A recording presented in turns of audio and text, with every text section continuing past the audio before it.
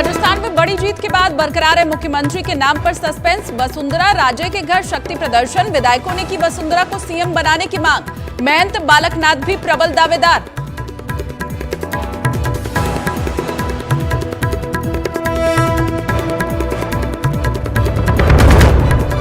मध्य प्रदेश में बीजेपी की बम्पर जीत के बाद परिवार के साथ शिवराज सिंह चौहान पहुंचे रेस्टोरेंट, लोगों के साथ ली सेल्फी। वहीं हार के कारणों की समीक्षा के लिए आज सुबह 11 बजे होगी कांग्रेस विधायक दल की बैठक।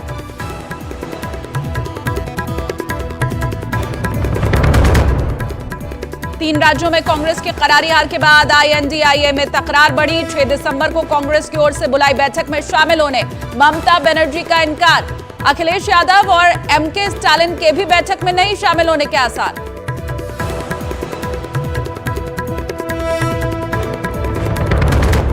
भारत में खेलों को बढ़ावा देने के लिए रिलायंस फाउंडेशन की चेयरपर्सन नीता अंबानी को sports leader of the year female का अवार्ड। रिलायंस फाउंडेशन को best corporate promoting sports in India से किया गया सम्मानित।